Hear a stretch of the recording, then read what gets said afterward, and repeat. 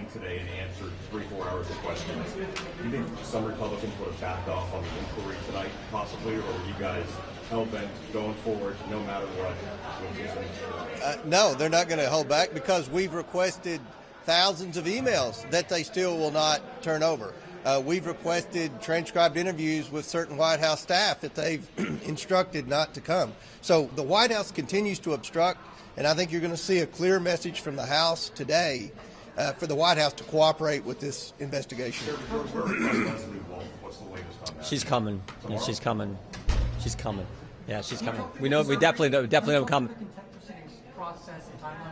There has to be a report filed. We're scheduled to depart for the Christmas break tomorrow, but we will begin moving on that report working with the lawyers on the Oversight Committee and lawyers on Judiciary Committee and Oversight Committee to get that ready. But there's a process you have to go through, but we will initiate that process. Are you concerned if you are able to pass a contempt resolution and then you refer that to the Biden Justice Department, how they might handle it? How do you think that process plays itself out? Well, it's supposed to be equal treatment under the law. We know what they we know how aggressive they were with other individuals who've been held in contempt. We'll see what happens here. But all we can do is, we can do our job, and we're going to do that. Do you think it's something the special counsel should handle? We're going to do our job. Chairman Jordan, you yourself have refused to emergency in the past. Can you speak to the differences? Actually, I did not. I responded. You can go look at the letters. I never said no to it. I just want to know how it was going to work and the process was going to work. And wrote them a letter, and they didn't do it. They didn't do a darn thing. So. But Chairman Jordan, one thing Hunter Biden said this morning was Republicans have mocked his addiction. I've not. For Chairman Comer or Congressman, what do you think of that idea that he's saying you guys are I'm not. mocking addiction? We've never mocked his addiction.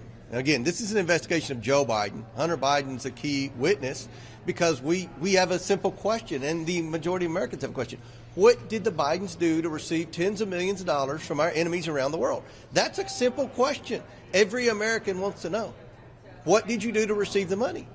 And we also want to know what role Joe played because, quite frankly, it's hard for me to believe, I'll speak for myself, that all these oligarchs and the Chinese Communist Party were wiring Hunter Biden millions of dollars because they liked him, because he added value to something. We believe, as what Devin Archer testified in the transcribed interview, that they were selling the brand and Joe Biden was the brand. And we believe that Joe Biden's known about this all along because he hasn't been honest with the American people. As Chairman Jordan said, his story continues to change. In the very beginning, when we launched this investigation, Joe Biden said he never met with any of these individuals. Now we know he met with all of these individuals. The narrative when we started this investigation was that no money ever transferred to the Bidens while Joe Biden was vice president. Now we know a huge percentage of the money transferred while Joe Biden was vice president. The majority of the shell companies were incorporated while Joe Biden was vice president. So we have a lot of questions about some very concerning transfers. That's why we have the thousands of pages of bank records. We've been very transparent with the media. This has been, I think, the most transparent political or congressional investigation since I've been in Congress for 7 years. We've produced 4 bank memorandums with specific bank statements. I mean, this is a concern.